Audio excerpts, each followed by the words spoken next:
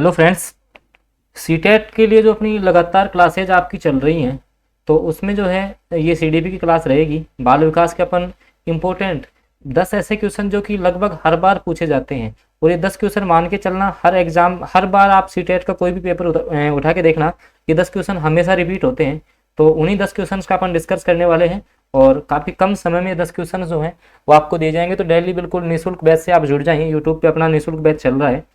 तो पहला जो आज का क्वेश्चन है आपका कि बच्चे की बुद्धि लब्धि। अब बुद्धि लब्धि से आप कोई भी टीचर का एग्जाम दे लीजिएगा, बुद्धि लब्धि से संबंधित क्वेश्चन पूछा ही जाएगा कि 90 से 110 के मध्य है तो वह कैसा वाला कहलाएगा। तो देखिएगा, सबसे पहले इस क्वेश्चन को पढ़ने से पहले आपको जो है बुद्धि लब्धि होती क्या है मैं आपको बता देता हूँ कि बुद्धि लब्धि अपन कैसे निकालते हैं। तो बुद्धि लब्धि के लिए किसी भी बच्चे की मानसिक आयु कितने वर्ष है और उसकी जो है मानसिक आयु और उसकी जो वास्तविक आयु का अनुपात है, वास्तविक आयु का जो अनुपात है उसको अगर अपन 100 से गुणा कर देते हैं तो वो उसकी बुद्धि लब्धि निकल जाती है। जैसे मान लो कि अगर बुद्धि लब्धि 90 से 110 के बीच आ रही है तो उसको अपन एक सामान्य बुद्धि वाला बालक मानते हैं। तो एक बच्चे की बुद्धि लब्धि 90 से 110 के मध्य है तो वह कैसा बालक होगा, तो सामान्य बुद्धि वाला बालक होगा वो। तो ऑप्शन जो ए है वो फर्स्ट क्वेश्चन का करेक्ट आंसर रहेगा। अगला जो आपका क्वेश्चन है, क्वेश्चन नंबर 2 की अपन बात कर लेते हैं कि बच्चे के लिए निःशुल्क और अनिवार्य शिक्षा का अधिकार अधिनियम कितने वर्ष के बच्चों के लिए लागू है।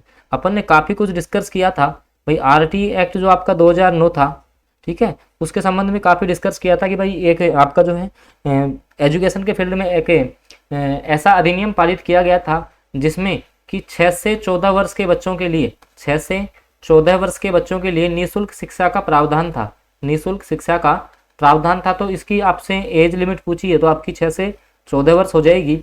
ए ऑप्शन जो है वो सेकंड क्वेश्चन का करेक्ट आंसर रहेगा। ये क्वेश्चन भी लगभग आप यूपी टेट की बात करोगे या राजस्थान में रीट की बात करोगे, हर एग्जाम में पूछा जाता है। अगला क्वेश्चन है कि एक बच्चे की वृद्धि और विकास के अध्ययन की सर्वाधिक अच्छी विधि कौन सी है।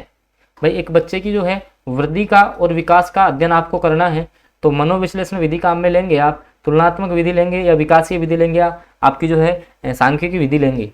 तो एक बच्चे की जो वृद्धि और विकास का आप अध्ययन अगर अच्छे प्रकार से करना चाहते हो तो विकासीय विधि इनमें से सबसे बेस्ट रहती है।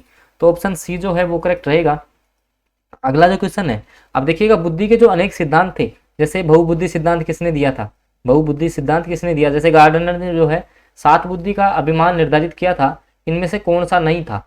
तो स्थान संबंधी स्थानिक बुद्धि, भावात्मक बुद्धि, अंतर्वैयक्तिक बुद्धि या भाषात्मक बुद्धि। तो कौन सा प्रकार जो है आपके गार्डनर ने नहीं बताया था, तो भावात्मक बुद्धि गार्डनर ने नहीं बताई थी। हालांकि जैसे स्थानिक बुद्धि हो गई, ठीक है, अंतर्वैयक्तिक हो गई, भाषात्मक, ये बुद्धि के प्रकार गार्डनर ने बताए थे। गार्डनर का सिद्धांत कौन सा था आपसे पूछ ले तो बहुबुद्धि सिद्धांत दिया था इन्होंने। तो ऑप्शन जो बी है वो करेक्ट रहेगा क्योंकि भावात्मक बुद्धि जो है वो गार्डनर ने नहीं बताई थी। अगला जो आपका क्वेश्चन है, क्वेश्चन नंबर 5 देखिएगा, बुद्धि लब्धि से संबंधित जो है गणितीय क्वेश्चन भी पूछा जाता है, मैंने आपको बताया था। और बिल्कुल ये सेशन आपको अच्छा लगा तो इसको आप लाइक जरूर कर दें क्योंकि 10 ऐसे क्वेश्चन का डिस्कस कर रहे हैं जो हर एग्जाम में पूछे जाते हैं। यदि एक बच्चे की मानसिक आयु आपको दी है 5 वर्ष, वास्तविक आयु है 4 वर्ष, तो बच्चे की बुद्धि लब्धि क्या होगी। मैंने बताया मानसिक आयु को ऊपर रखो, वास्तविक आयु नीचे, इंटू 100 आप करोगे तो इसको आप जैसे ही काटोगे तो 25 बार ही कटेगा, 25 को 5 से आप मल्टीपल कर लो तो लगभग 125% इसकी जो है बुद्धि लब्धि आ जाएगी। तो ऑप्शन ए आपका करेक्ट रहेगा। ऑप्शन जो ए है क्वेश्चन नंबर 5 का करेक्ट आंसर रहने वाला है। अगले क्वेश्चन की बात कर लेते हैं। देखिएगा, अगला जो आपका क्वेश्चन है उसमें आपको बताना है कि मनोविज्ञान शिक्षा का आधारभूत विज्ञान है। मनोविज्ञान जो है साइकोलॉजी वो आपकी शिक्षा का आधारभूत विज्ञान माना गया है। यह कथन किसने कहा था, तो बी.एन. झा का कथन है, स्किनर का है, डेविस का है या वुडवर्थ का है। तो मनोविज्ञान जो शिक्षा का एक आधारभूत विज्ञान माना जाता है, ये कथन आपका हो जाएगा स्किनर का, ठीक है, स्किनर का ये कथन है। इस कारण से ऑप्शन जो बी है वो करेक्ट रहेगा आपका। तो स्किनर की परिभाषाएं भी आपके एग्जाम्स में पूछी जाती हैं। अगला क्वेश्चन है, हिंदी अक्षरों का जो है बालक को किस आयु में जो है पहचानना प्रारंभ करता है, 3, 4, 5 और 6 वर्ष। तो कोई भी जो बालक है वो हिंदी के जो अक्षर है वो 5 वर्ष की आयु में पहचानना स्टार्ट कर देता है। अगला क्वेश्चन देखिएगा, जो भी आपके जैसे पढ़ने की असमता, लिखने की असमता, सीखने की असमता और सुनने की असमता, इससे संबंधित क्वेश्चन, भाई इनसे संबंधित कौन सा विकार आप में होता है, तो ऐसा क्वेश्चन लगभग हर एग्जाम में पूछ लिया जाता है। जैसे अभी इसमें पूछ लिया कि एलेकिया क्या होता है, तो पढ़ने की असमता। इसी प्रकार से अगर लिखने की असमता हो तो उसको अपन क्या बोलते हैं, तो डिसग्राफिया, याद रखना, डिसग्राफिया, ठीक है। डिसग्राफिया क्या होता है, जिसमें जो बच्चा है वो लिखने में असमर्थ होता है। तो इस प्रकार के क्वेश्चन भी आपसे पूछे जाते हैं। तो ऑप्शन ए करेक्ट रहेगा। अगला क्वेश्चन है कि पियाजे की जीन पियाजे का जो सिद्धांत है उसमें औपचारिक संक्रियात्मक अवस्था किस आयु अवधि की मानी जाती है। आपको पता है कि पियाजे ने 4 अवस्थाएं बताई थी भाई, जो पियाजे का सिद्धांत आपने पढ़ा होगा उसमें 4 इनकी अवस्थाएं बताई थी। तो उसमें जो औपचारिक जो संक्रियात्मक अवस्था होती है उसकी एज मानी जाती है 11 से 15 वर्ष। कितनी मानी जाती है?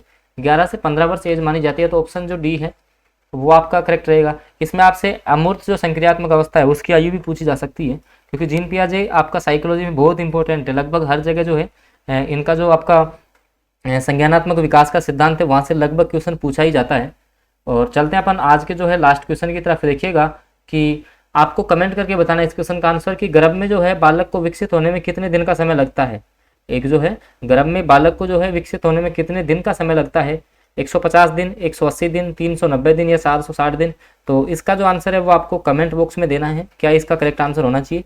और अगर आपको ये जो वीडियो है पसंद आया हो तो इसको आप लाइक जरूर कीजिएगा, चैनल पे नए हैं तो सब्सक्राइब जरूर कर लें, ताकि जो भी आपके सीटेट 2023 से संबंधित कोई भी जैसे सीडीपी के क्वेश्चन हैं, हिंदी पेडागोजी है, मैथ्स है, या कोई भी ऐसा टॉपिक जहाँ से आपके एग्जाम्स में क्वेश्चन आएंगे उनके लिए जो है कि सारे वीडियो इंपॉर्टेंट आपके लिए साबित होने वाले हैं। तो मिलते हैं अपन आपसे नेक्स्ट क्लास में बहुत जल्द।